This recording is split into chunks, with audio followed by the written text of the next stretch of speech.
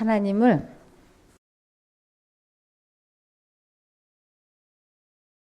우리가 생각할 때 잘 믿는다고 생각하고 믿었는데,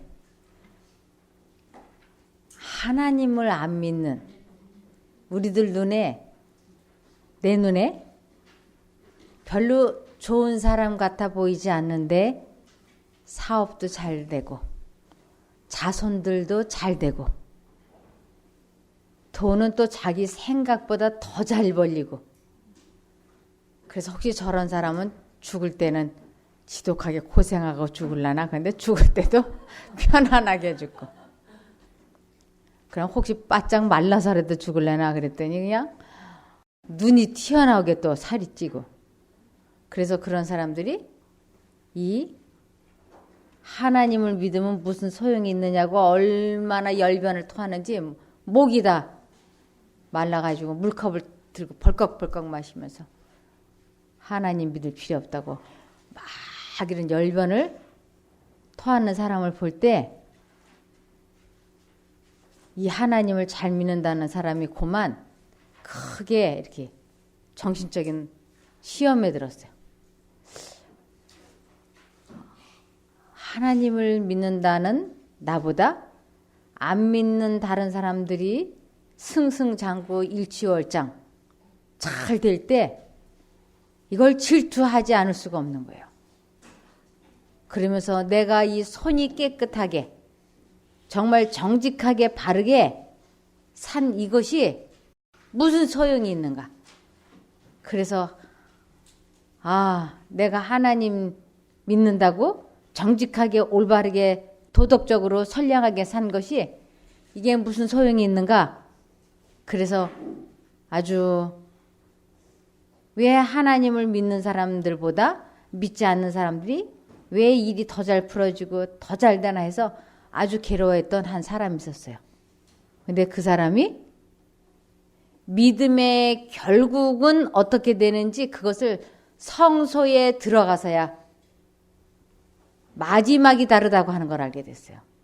이 세상에서 재물을 아무리 많이 갖고 자손들이 잘 되고 건강하게 오래 살아봤자 100년 미만인데, 고생스럽고 어렵고 힘들더라도 하나님을 끝까지 잘 섬긴 사람과의 마지막이 뭐가 다르냐면, 하나는 영생으로 천국으로 가고 하나는 영멸로 흙으로 사라지는 것을 이 사람이 성소에 들어가서야 그 결국을 보고 깨달았어요.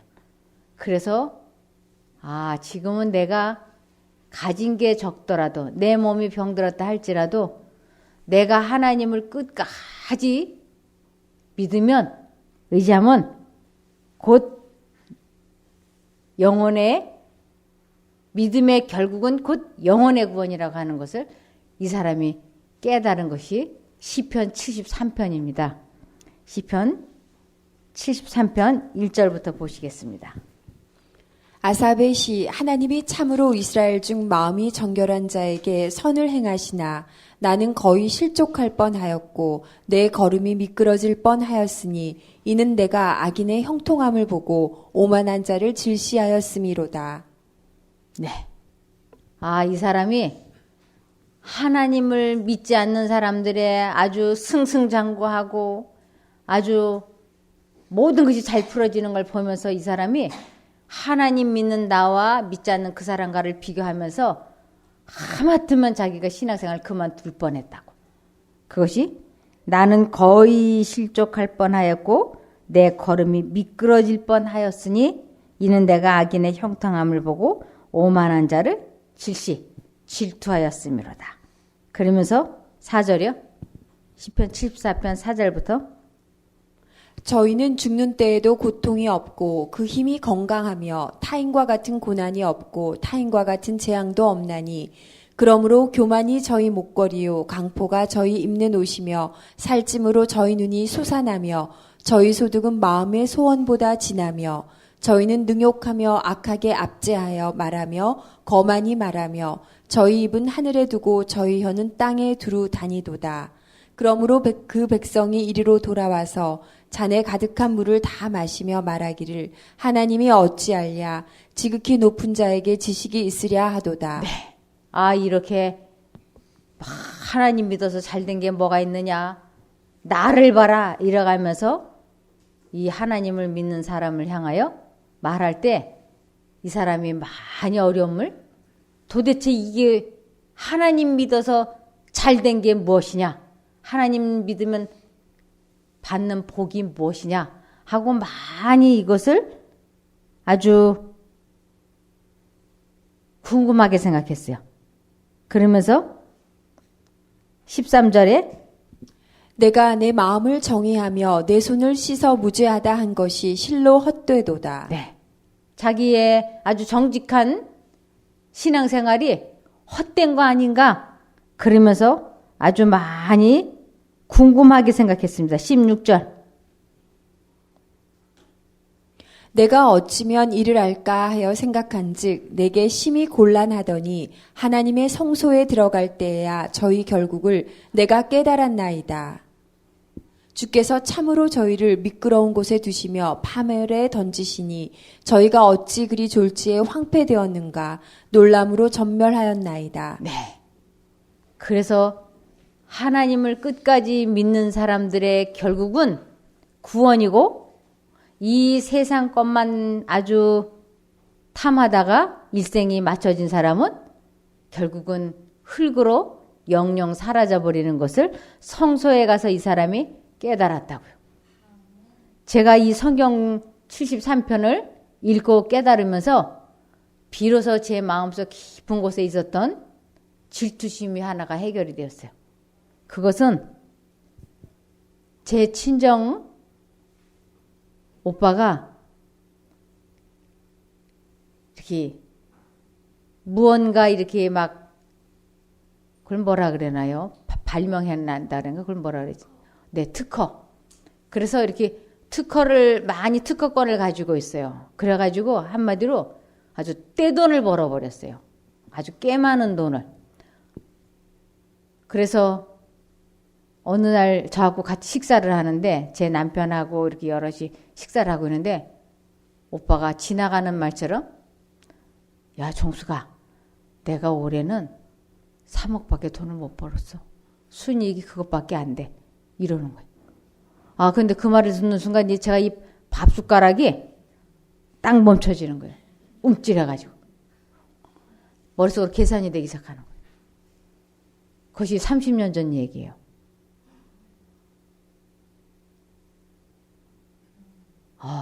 나는 한 달에 300만 원도 저금을 못하고 사는데 오빠는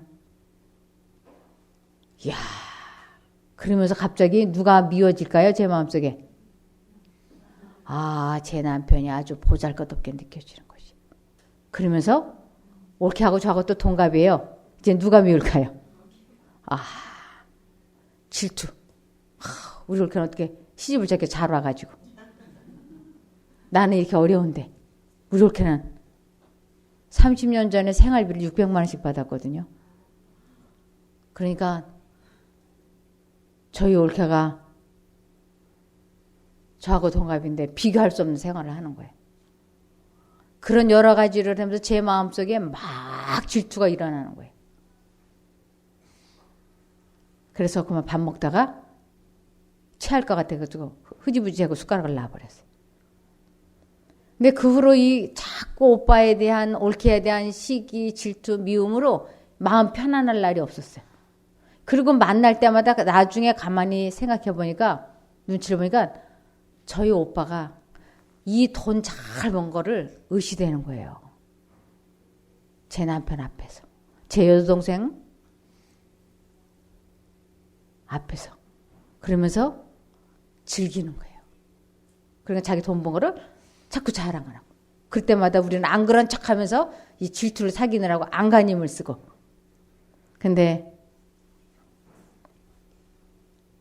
그 후로 몇 달이 지난 어느 날 제가 오빠 집에 가서 이렇게 식사를 하는데 그날도 오빠가 또 그 습관이 도졌어요. 야 정수가 올해는 말이야 6억밖에 못 벌었어. 이렇게.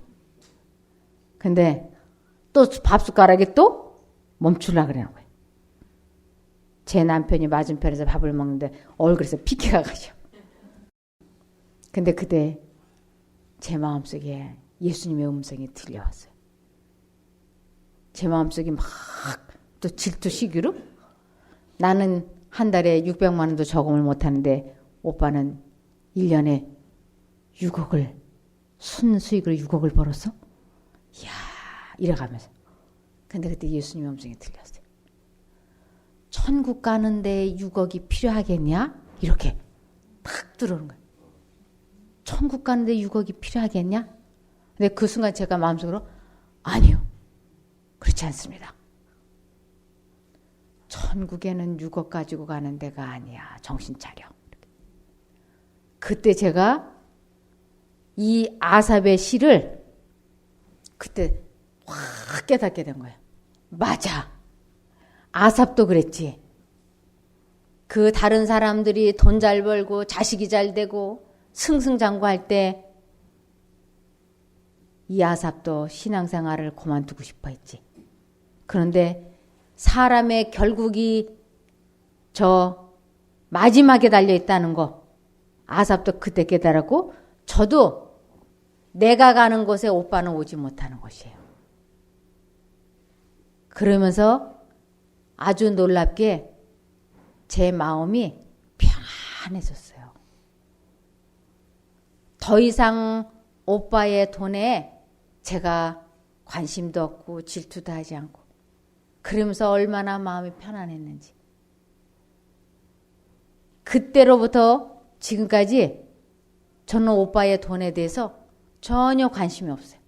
그리고 다른 사람들이 주변 사람들이 그 땅을 사는데 글쎄 30배가 올랐대 60배가 올랐대 600만 원을 주고 산 것이 60억이 됐대 이런 소리를 들어도 그때마다 제 양심에 들려오는 소리는 천국 가는데 60억이 필요하냐? 천국 가는데 5억이 필요하냐? 하나님께서 그렇게 말씀 한마디만 내 양심 속에 해주시면 그때마다 제가 아닙니다. 천국 가는데 돈이 무슨 소용이 있습니까? 괜찮습니다. 제가 이러면서 이 시기 질투에서 해방이 될 수 있었습니다. 그래서 정말 매 순간마다 마음과 정신을 하나님께로 향하지 않으면 사단은 우리들이 이 세상 것에 관심을 쏟게 해서 하나님을 바라보지 못하도록, 즉 하나님을 생각하지 못하도록, 하나님을 믿지 못하도록 사단은 끊임없이 사람들에게 이 세상 것을 이렇게 귀에다 대고 눈앞에다 대고 흔들어대는 것이에요. 근데 하나님께서는 우리들에게 언제나 하나님만 생각하고 하나님을 최우선순위에다 두면 사람이 생각하고 보기에는 아주 망해도 너무 많이 망한 사람, 틀림없이 인생에 실패한 사람 같은 사람을 하나님께서는 최고로 높여주신다는 것을 이 구약성경에는 나와 있어요. 이 세상의 모든 것을 다 가졌다 할지라도 영생을 잃으면 그보다 더 큰 손실이 없는 거예요. 그런데 이 세상 것은 다 잃었다 할지라도 영생을 얻을 수만 있다면, 구원을 얻을 수만 있다면 그 사람은 완전한 성공인 거예요. 여기 27살 된 요셉이 정말 뜻을 다하고 힘을 다하고 혼신의 힘을 다하여 하나님을 선택하기 위하여 내가 어떻게 하나님 앞에 이렇게 큰 죄를 득죄하리까? 그래서 자기의 손을 아주 깨끗하게 씻은 결과로 그가 감옥에 갇힌 것이에요. 그래서 이 감옥에 갇혀서 그가 얼마나 고초를 겪었는지 몰라요. 그는 발이 차코에 채이고 목에는 칼이 채워져 있었어요. 왜냐하면 그 요셉이 들어가 있는 감옥은 자기 주인 집에서 관리하는 왕궁에 있는 사람들이 죄지었을 때 그러한 사람들을 가둬놓는 옥이기 때문에 엄중하게 그 죄수들을 다루는 곳이었습니다. 그곳에 더군다나 보디발의 아내를 강간하려다가 강간미수로 붙잡혀 들어온 이 요셉을 옥사장이 혹독하게 다루었어요.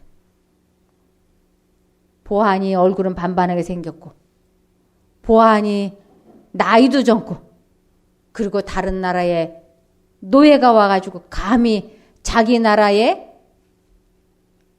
귀부인을 강간하다가 미수를 굳혀서 들어왔으니까 옥사장이 아주 혹독하게 다루었어요.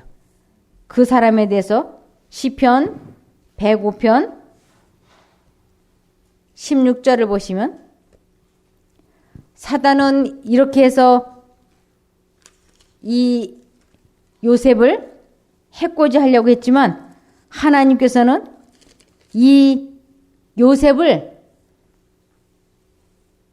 이스라엘 그 자손 70명을 구원하기 위하여 요셉을 미리 이 나라에 팔려가도록, 사단은 요셉을 꿈을 이루지 못하게 하기 위하여 요셉을 죽이려고 했지만 하나님께서는 그것을 역으로 이용을 해서 그 이스라엘 가족을 살리는 일을 하셨던 것입니다. 아멘. 시편 105편 16절부터 19절. 그가 또 기근을 불러 그 땅에 임하게 하여 그 의뢰하는 양식을 다 끊으셨도다. 한 사람을 앞서 보내셨으며 요셉이 종으로 팔렸도다. 그 발이 착고에 상하며 그 몸이 쇠사슬에 매었으니 곧 여호와의 말씀이 응할 때까지라. 그 말씀이 저를 단련하였도다. 네. 그래서 요셉은 그 감옥에 들어가 있을 때 이 마음속에 얼마나 형들에 대한 분노, 증오, 원망, 야속함, 그리고 10년 동안 극진히 섬긴 안주인의 이런 비열한 방법, 이러한 것들로 그의 마음이 아주 많이 괴로울 수밖에 없는데, 요셉은 그러한 생각을 통제시키는 방법을 일찍이 터득한 사람이었어요. 그래서 그는 끊임없이 하나님을 의지하고 계속 하나님께 마음을 고정시켰기 때문에 그의 마음은, 자기는 사람들이 몰라주지만 자기는 하나님 앞에 범죄하지 않았기 때문에 그의 마음은 더할 수 없이 평안했다고요. 그래서 그의 마음에 하나님의 마음을 품으니까 그의 몸에서 나가는 감화력이 예수님의 감화력이 나가는 것이었어요. 그래서 그 옥사장의 마음을 아주 부드럽게 하나님께서 해주셨어요.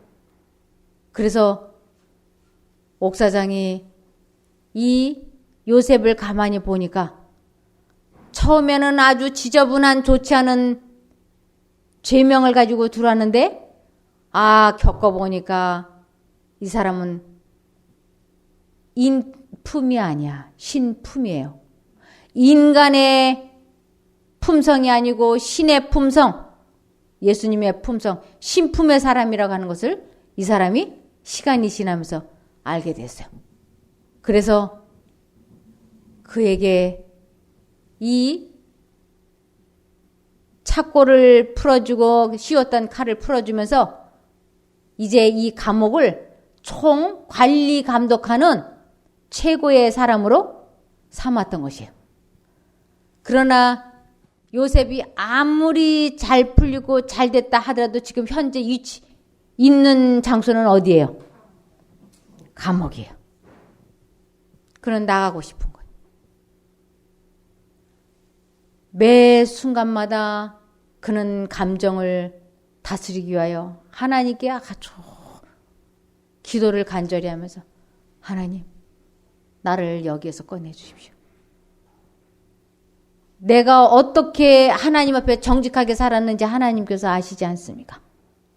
그리고 그는 간절히 기도했는데, 어느 날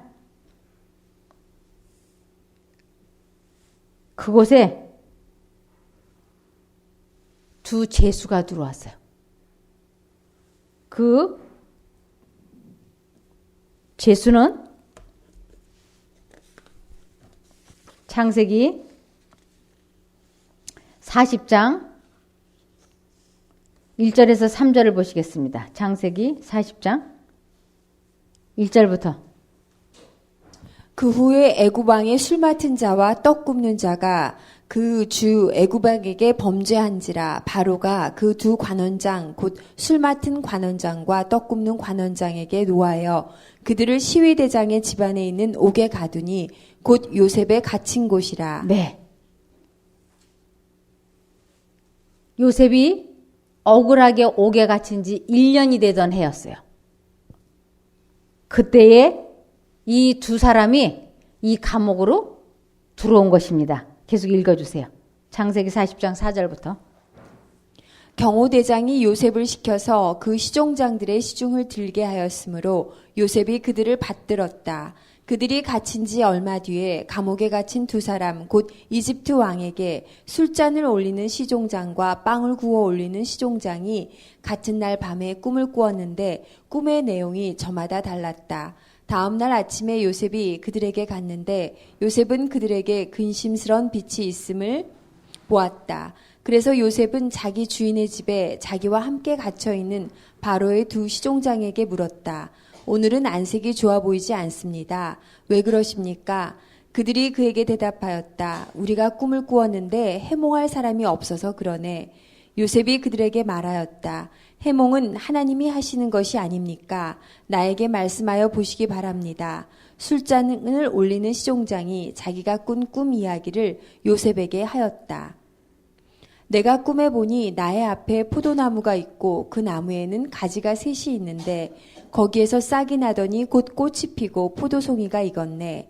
바로의 잔이 나의 손에 들려 있기에 내가 그 포도를 따다가 바로의 잔에 그 즙을 짜서 그 잔을 바로의 손에 올렸지. 요셉이 그에게 말하였다. 해몽은 이러합니다. 가지 셋은 사흘을 말합니다. 앞으로 사흘이 되면 바로께서 시종장을 불러내서 직책을 되돌려 주실 것입니다. 시종장께서는 전날 술잔을 받들어 올린 것처럼 바로의 손에 술잔을 올리게 될 것입니다. 시종장께서 잘 되시는 날에 나를 기억하여 주시고 나를 따로 생각해 주시기 바랍니다. 그리고 바로에게 나의 사정을 말씀드려서 나도 이 감옥에서 풀려나게 해주시기 바랍니다.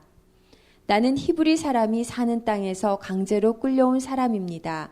그리고 여기에서도 내가 이런 구덩이 감옥에 들어올 만한 일은 하지 않았습니다. 네. 이 꿈을 해몽해 주면서 이제 나를 하나님께서 이 감옥에서 건져 주시려고 이 술 맡은 관원을 이 감옥으로 보내셨나? 그러면서 꿈 해몽을 해주면서 나가셔서 복직이 되실 때 나를 바로에게 말해줘서 나를 여기서 건져주십시오 하고 아주 간곡하게 부탁을 했어요. 그런데 여기 창세기 40장 21절부터 보시면 바로에게 술을 따라 올리던 시종장은 직책이 회복되어서 잔에 술을 따라서 바로의 손에 올리게 되고 빵을 구워 바치는 시종장은 매달려서 처형되니 요셉이 그들에게 해몽하여 준 대로 되었다. 그러나 술잔을 올리는 시종장은 요셉을 기억하지 못하였다. 그는 요셉을 잊고 있었다. 네. 사람의 인생의 길은 사람에게 있지 않다고 그랬어요. 요셉은 아주 꿈에 부풀었습니다. 이제 하나님께서 나를 구해주시려고 이 사람을 보내셨고 내 꿈대로 이 사람이 이제 복직이 되었구나. 그러나 이 술 맡은 관원의 입장에서 볼 때는 아무리 꿈 해몽을 잘해줬다 할지라도 그 사람이 남의 나라의 사람이고 그리고 노예 한 사람에 지나지 않아요. 그리고 제명이 부끄러운 제명이야. 그 사람을 이 사람이 왕에게 가서 이야기하겠습니까? 이 요셉은 지푸라기라도 잡고 싶은 심정에 간절히 그 부탁을 했지만 이 술 맡은 관원장 입장에서 볼 때는 이 사람을 그렇게 바로에게까지 자기 나라의 왕에게까지 추천을 해서 이 사람을 꺼내줄 만한 가치 있는 사람이라고는 여겨지지 않았습니다. 그래서 그는 자기가 꿈을 잘 꿔서 해몽은 잘해주었지만 꿈은 누가 꿨어요? 아, 꿈은 내가 꿨으니까 내 덕이지 네 덕은 아닌 거야. 해몽만 잘해준 거지. 그래서 그는 잊어버린 것이. 그런데 요셉의 입장에서는 간절히 기다린 거예요. 지푸라기 붙잡는 심정. 하나님, 건져주십시오. 건져주십시오. 그런데 그 술 맡은 관원장이 그 후로 면회 한 번도 오지 않았어요. 까맣게 잊혀져 버린 것입니다. 그래서 여기에 보면 에레미야 10장 23절을 보시면 여호와여 내가 알거니와 인생의 길이 자기에게 있지 아니하니 걸음을 지도함이 걷는 자에게 있지 아니하니이다. 네, 인생의 길이 절대로 사람의 뜻대로 사람의 마음대로 되지 않는 것이에요. 우리가 아이들을 키울 때 이 아이를 잘 키워가지고 이 아이가 좋은 대학을 나와가지고 유학을 갔다 와가지고 어떤 국가고시 합격을 해서 의사나 아니면 뭐 아주 유명한 사람이 되어서 인생을 아주 멋지게 잘 살기를 바라서 자식들을 키우지 않습니까? 그러나 성경에는 머리가 좋다고 빨리 달린다고 다 잘 되는 것이 아니고 인생에는 여의치 않는 일들이 툭툭 불거지기 때문에 우리들이 생각하는 것처럼 인생은 그렇게 언제나 잘 슬슬 풀어지지만은 않는다고 하는 것입니다. 그러면서 미가서 7장 5절을 보시면 너희는 너희 이웃을 믿지 말고 친구를 의지하지 말며 너희 아내에게도 말을 조심해라. 네. 너희는 사람을 의지하지 말고 사람은 나 자신도 사람이잖아요. 그래서 내 뜻은 이러이러한데 하나님 보시기에 어떠하신지요? 하나님의 원대로 되어지기를 원하나이다. 하고 하나님께 우리의 길을 맡겨야지 내 길은 이러이러하니 이 길로 가게 해달라고 하나님께 기도하지 말라고요. 그래서 요셉은 아주 쓰라린 경험을 한 것이에요. 틀림없이 이 술 맡은 관원장이 자기를 꺼내줄 줄 알았던 것이에요. 그러나 그는 잊어버린 것입니다. 만일 요셉의 계획대로 생각대로 그때 요셉을 꺼내 놓았더라면 그의 입장이 어떻게 됐을지 모르겠어요. 그런데 요셉이 감옥 속에서 사람을 의지해서는 안 된다고 하는 것을 아주 깊이 깨닫고 그가 하나님 앞에 간절히 엎드려 기도하며 인내의 시간, 그는 참 많은 인내와 그리고 하나님 앞에 충성스러운 그 과목을 잘 익혔습니다. 사람은 고난 받은 것만큼 성숙한다 그러지 않습니까? 다른 누구보다도 억울하고 분한 일들을 그는 잘 하나님의 은혜로 극복하고 마음을 다스리고 감정을 조절하는 것을 잘 배워서 하나님께서 이러한 요셉을 보실 때 기쁨을 이기지 못하셨어요. 하나님께서는 우리가 죄와 싸워서 승리할 때 기쁨을 이기지 못하신다 그러셨어요. 우리가 죄를 짓게 되고 하나님과 관계가 끊어질 때 그분은 견딜 수 없는 마음의 고통을 느끼시는 것이에요. 사단에게 빼앗겨서 그 영혼을 영원히 잃어버릴 때 우리 하나님께서는 나는 질투하는 여호와라 그러셨어요. 사단에게 한 영혼을 빼앗기고 잃어버릴 때 우리 주님께서는 견딜 수 없는 마음의 고통을 느끼시는 것을 나는 질투한다라고 표현하시는 것이에요. 그런데 한 사람 한 사람이 하나님의 은혜로 하나님의 능력으로 죄와 싸워서 승리하게 될 때 하나님과 하나가 될 때 하나님과 올바른 관계를 갖게 될 때 그분은 나는 너를 인하여 기쁨을 이기지 못한다고 말씀을 하셨습니다. 그래서 이제 요셉은 그 억울한 일이 술 맡은 관원장이 자기를 잊어버리고 이제 사람의 힘으로는 이 감옥을, 이 구덩이 감옥을, 지하 감옥을 빠져나갈 수 있는 길이 없다고 하는 것을 그가 깊이 깨닫고 하나님 앞에 그가 전심으로 매달렸습니다. 그러면서 더 이상은 사람들에게 하소연할 것도 없고 그냥 오직 하나님만 앙망하는 사람이 되었습니다. 그럴 때 하나님께서는 이제 이만큼 성숙했으니 이제 너를 문 열어줄 때가 되었다. 그래서 우리 하나님께서는 이 감옥문을 여시기로 작정하셨습니다. 여기 창세기 41장 1절을 보시겠습니다. 만 2년 후에 바로가 꿈을 꾼즉 자기가 하숫가에 섰는데. 네. 만 2년 이 술 맡은 관원장이 요셉을 잊어버린 지가 이제 만 2년이 지났어요. 그래서 만 2년이 지났는데 그때 다른 사람이 아닌 바로가 꿈을 꾼 거예요. 이 꿈은 하나님께서, 성령 하나님께서 바로에게 꿈을 직접 꾸게 하신 것이에요. 그런데 이 꿈을 해석할 길이 없는 것이에요. 자기 나라의 술객과 박사 다 불러다가 꿈을 해석하라 그러는데 해석하는 사람이 아무도 없는 거예요.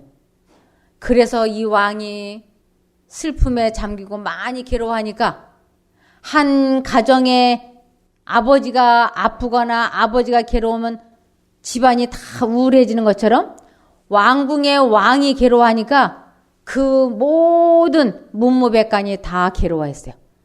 그럴 때 성령 하나님께서 이 술 맡은 관원장에게 요셉이 번쩍 생각나게 해줬어요. 아, 맞아. 내가 2년 전에 저 감옥에서 요셉이라고 하는 히브리 사람 노예를 알고 있었지. 그래서 이 사람이 이 왕에게 그 이야기를 해주면서 요셉을 추천했어요. 왕이 지체라는 게 있는데, 주의가 있는데 지금 지저분한 죄명으로 옥살이하고 있는 남의 나라 사람, 노예에게, 죄수에게 이 도움을 받는다는 것은 꿈의 몽을 듣는다는 건 자존심이 너무 상했어요. 굴욕적이었어요. 그러나 자기가 워낙에 죽을 지경이 되니까 자존심을 내려놓고 그 요셉을 불러오라 그랬어요. 그래서 요셉을 불러왔습니다. 그랬더니 여기 창세기 41장 14절 이에 바로가 보내어 요셉을 부르매 그들이 급히 그를 옥에서 낸지라. 요셉이 곧 수염을 깎고 그 옷을 갈아입고 바로에게 들어오니 바로가 요셉에게 이르되 내가 한 꿈을 꾸었으나 그것을 해석하는 자가 없더니 들은즉 너는 꿈을 들으면 능히 푼다더라. 요셉이 바로에게 대답하여 가로되 이는 내게 있는 것이 아니라 하나님이 바로에게 평안한 대답을 하시리이다. 네. 이 죄수 생활 이제 만 3년 했잖아요. 그런데 지금 잘 대답을 하면 감옥에서 영원히 풀려나올 수 있는 절호의 기회가 된 거예요. 다른 사람도 아닌 바로가 너는 꿈을 들으면 능히 푼다더라 하고 칭찬을 해주면서 내 꿈을 해석해봐라. 그랬을 때 이 요셉이 3년 동안 감옥에 있으면서 자기가 그동안 배우고 익힌 것은 겸손함이었어요. 자기는 없어지고 오직 하나님만 높이는 그러한 사람으로 품성이 신의 성품으로 바뀌었어요. 누군가가 이렇게 칭찬해주면 대부분의 사람들은 으쓱하잖아요. 내가 꿈을 들으면 능이 푼다더라. 그러면 네, 좀 뭐 그렇죠, 뭐 이러면서 말씀을 하십시오. 이렇게 될 터인데 이 사람의 대답은 한마디로 요셉이 바로에게 대답하여 가로되 이는 내게 있는 것이 아니라 하나님이 바로에게 평안한 대답을 하시리이다. 내가 당신에게 대답하는 것이 아니고 내가 믿는 나의 하나님께서 당신에게 대답해 줄 거라고. 누구를 높여요? 하나님만 높이는 것이.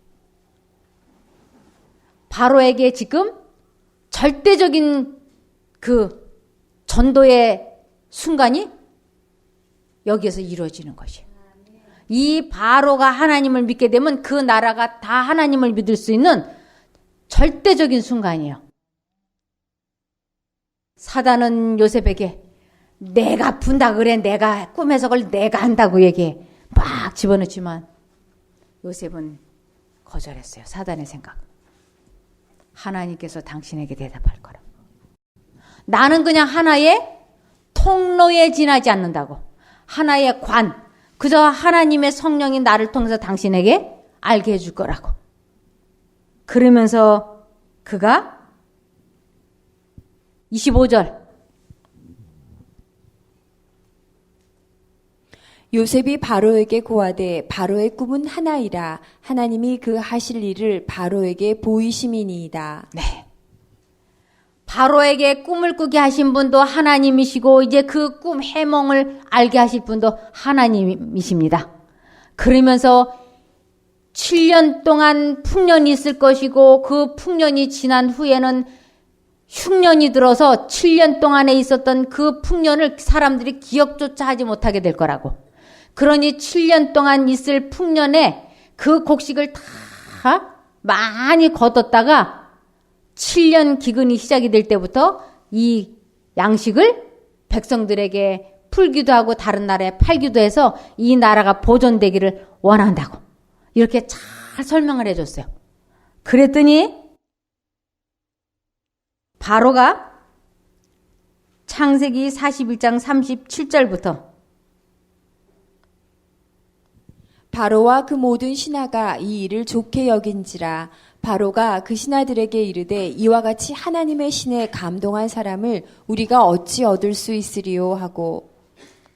바로가 이 요셉을 보면서 뭐에 감동된 사람이라고요? 하나님. 전도가 아주 제대로 됐지 않습니까? 요셉이 이 전도라고 하는 것은 자기가 경험한 것을 가지고 다른 사람들에게 설교를 해야 성령 하나님께서 듣는 사람들의 마음에 역사를 하실 수가 있어요. 이 요셉은 이 바로 왕을 전도하게 하기 위하여 하나님께서 특별히 예비해 놓은 사람이에요. 그러면서 이와 같이 하나님의 신이 감동한 사람을 우리가 어찌 얻을 수 있으리요 하고 요셉에게 이르되 하나님이 이 모든 것을 내게 보이셨으니 너와 같이 명철하고 지혜 있는 자가 없도다. 이 사람이 전도가 되어가지고 이제 이 요셉을 최고로 높이는 것이에요. 하나님을 품으면 하나님을 높이면 하나님께서 그를 높이신다고 약속을 하셨어요. 그 약속이 지금 요셉에게 이루어지고 있는 것입니다. 계속 봐주세요. 너는 내 집을 치리하라. 내 백성이 다 내 명을 복종하리니 나는 너보다 높음이 보좌뿐이니라. 바로가 또 요셉에게 이르되 내가 너로 애굽 온 땅을 총리하게 하노라 하고 자기의 인장 반지를 빼어 요셉의 손에 끼우고 그에게 세마포 옷을 입히고 금사슬을 목에 걸고 자기에게 있는 버금수레에 그를 태우매 무리가 그 앞에서 소리 지르기를 엎드리라 하더라. 바로가 그로 애굽 전국을 총리하게 하였더라. 네, 46절. 요셉이 애굽 왕 바로 앞에 설 때에 30세라. 그가 바로 앞을 떠나 애굽 온 땅을 순찰하니. 네. 17살의 형들의 손에 의해서 노예 상인들에게 팔려서 보디발 집으로 팔려갔어요. 그리고 거기서 10년 동안 노예 생활을 했어요. 그래서 그가 27살 때 보디발의 아내가 동침하자고 하는 것을 거절했기 때문에 그 보디발의 아내가 보복심으로 거짓말로 나를 강간하려고 했다고 억울한 누명을 뒤집어 씌워서 감옥 속에 들어가게 됐던 것이에요. 그 감옥 속에서 몇 년 만에 나왔어요. 13년 만에 나왔어요. 그리고 하나님의 신이 감동한 이와 같은 사람이 세상에 없다고 총리가 된 것이 30살이에요. 13년이라고 하는 세월이 길다면 길고 짧다면 짧아요. 한 사람의 일생이 이 13년 동안 기가 막히게 나타나지 않습니까? 하나님을 믿으면 결국은 이렇게 아름다운 열매를 맺게 되는 것입니다. 그래서 여기 시편 37편 37편을 보시면